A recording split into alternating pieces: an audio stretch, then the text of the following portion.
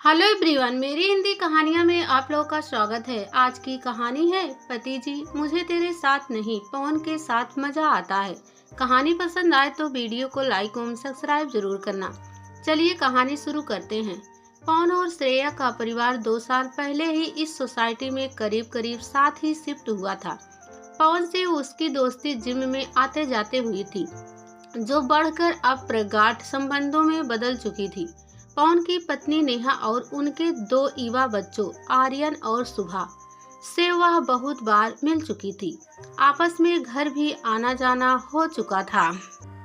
सबसे नजरें बचाते हुए पवन और श्रेया अपने रिश्ते में फूंक फूंक कर कदम आगे बढ़ा रहे थे।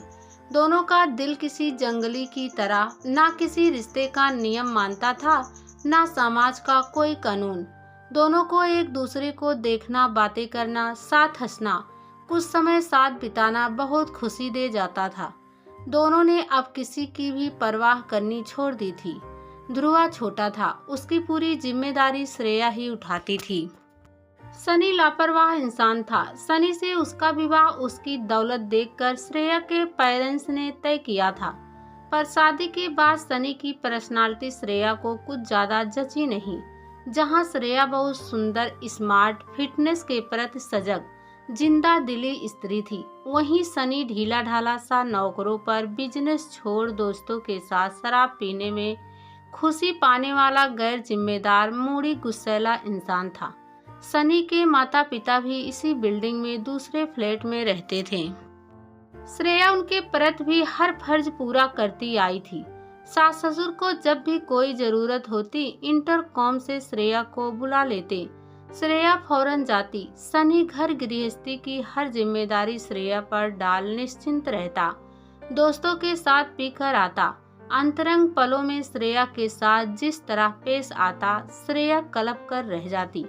कहाँ उसने कभी रोमांस में डूबे दिन रात के सपने देखे थे, और कहाँ अब पति के मूडी स्वभाव से तालमेल मिलाने की कोशिश ही करती रह जाती। पवन से मिलते ही दिल खिल सा गया था। पवन उसकी हर बात पर ध्यान देता, उसकी हर जरूरत का ध्यान रखता था।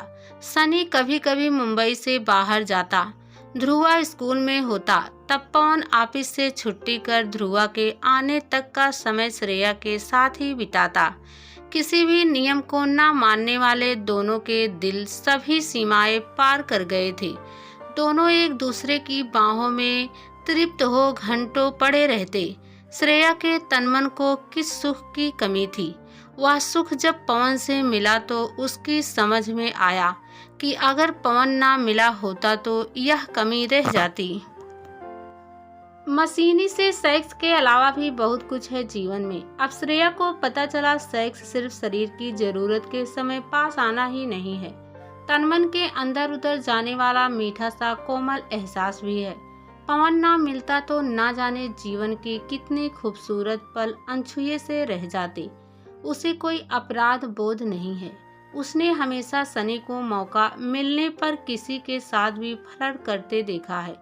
उसके टोकने पर हमेशा यही जवाब देकर उसे चुप करवा दिया कि कितनी छोटी सोच है तुम्हारी।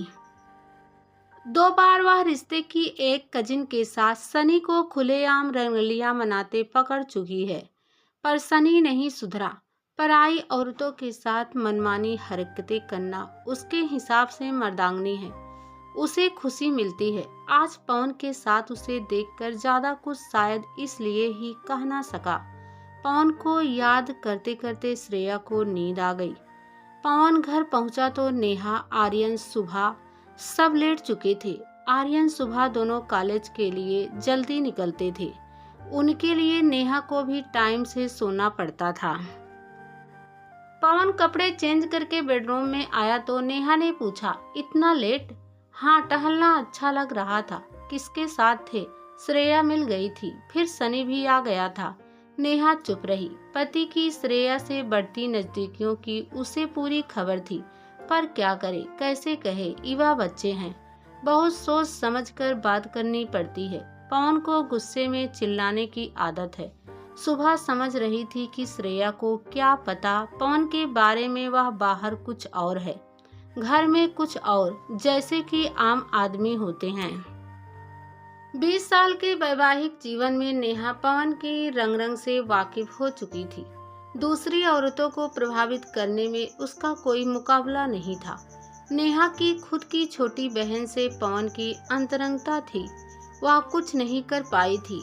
जब उसकी बहन की शादी कहीं और हो गई, तब जाकर नेहा की जान में जान आई थी।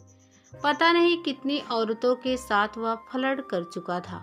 गरीब घर की नेहा अपने बच्चों को सुरक्षित भविष्य देने के चक्कर में पवन के साथ निभाती आई थी। पर श्रेया का यह किस्सा आज तक का सबसे ज्यादा ओपन केस हो रहा था। अब नेहा परेशान थी। सोसाइटी को यह पता था कि दोनों का जबरदस्त अफेयर है। दोनों डंके की चोट पर मिलते, मूवी देखते, बाहर जाते। पवन तो लेटते ही खर्राटे भरने लगा था, पर नेहा बेचैन सी उठकर बैठ गई कि कैसे रोके पवन की दिलगियां। अब सुधरेगा यह? बच्चे भी बड़े हो गए। वह जानती है बच्चे तक यह किस्सा पहुंच चुका है। बच्चे नाराज से रहते हैं, चुप रहने लगे हैं। आजकल नेहा का कहीं मन नहीं लग रहा है। क्या करें? इस बार जैसा तो कभी नहीं हुआ था। अब तो पवन और श्रेया डंके की चोट पर बताते हैं कि हम साथ हैं। नेहा रात भर सो नहीं पाई। सुबह यह फैसला किया कि बच्चों के जाने के बाद पवन से बात करेगी। बच्चे चले गए। पवन थोड़ा लेट निकलता था।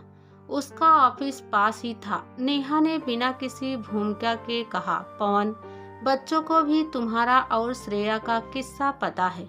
दोनों का मूड बहुत खराब रहता है। सारी सोसाइटी को पता है। मेरी फ्रेंड्स ने तुम दोनों को कहां कहां नहीं देखा। शर्म आती है अब पवन, अब उम्र भी हो रही है। ये सब अच्छा नहीं लगता। मैंने पहले भी तुम्हारी काफी हरकतें बर्दाश्त की है, अब बर्दाश्त नहीं हो रहा है। तुम उसके ऊपर पैसे भी बहुत खर्च कर रहे हो, यह भी ठीक नहीं है। पैसे मेरे हैं, मैं उन्हें कहीं भी खर्च करूं।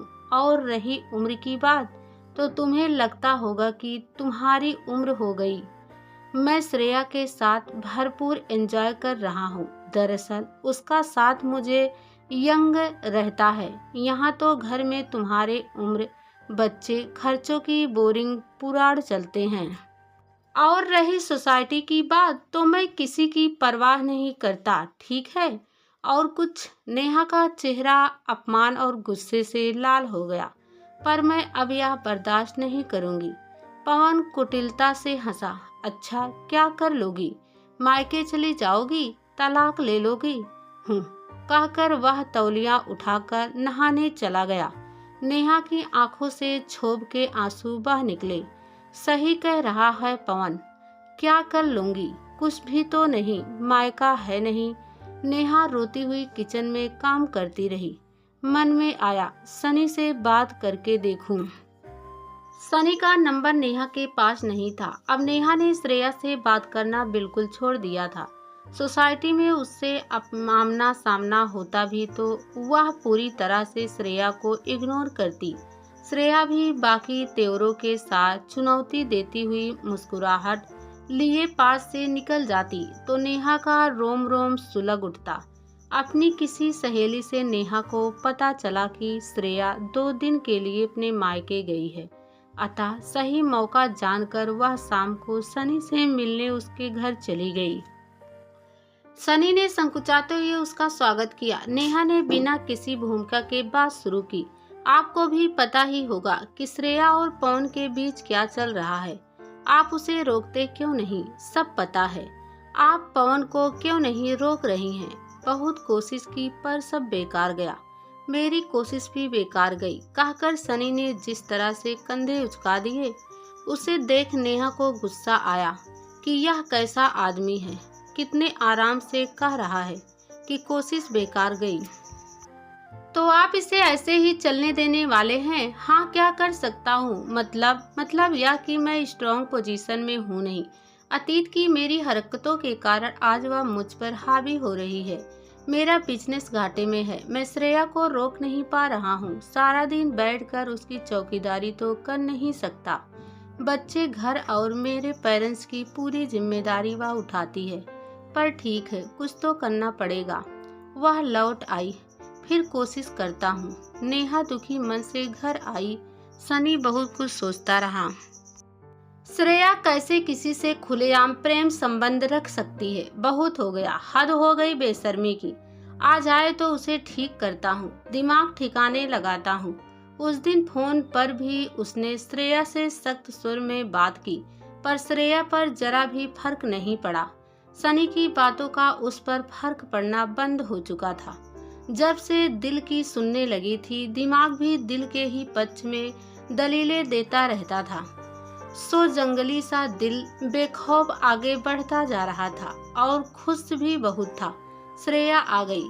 अगले दिन जब ध्रुवा को स्कूल भेज सुस्ताने बैठी तो सनी उसके पास आकर तनतना सा बैठ गया।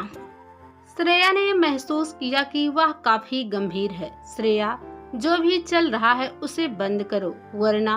श्रेया पल भर में कमर कसकर मैदान में खड़ी हो गई। वरना क्या? बहुत बुरा होगा। क्या बुरा होगा? जो तुम कर रही हो मैं उसे बर्दाश्त नहीं करूँगा। क्यों? क्या तुम मुझसे कमजोर हो? मैं तुम्हारी ये सब हरकतें बर्दाश्त करती रही हूँ, तो तुम क्यों नहीं कर सकते? श्रेया। सनी दहाड़ा। तुम मेरी पत्नी हो, तुम मेरी बराबरी करोगी? मैं वही कर रही हूँ जो मुझे अच्छा लगता है। कुछ पल अपने लिए जी रही हूँ तो क्या गलत है? जिस खुशी का तुमने ध्यान नहीं रखा वह अब मिल गई। खुश हूँ, क्या गलत है? ये सब तो तुम बहुत सालों से करते आए हो। श्रेया, सुधर जाओ, नहीं तो मुझे गुस्सा आ गया तो मैं कोर्ट में भी जा सकता हूँ। तुम्हारे और पवन के खिलाफ शिकायत कर सकता हूँ।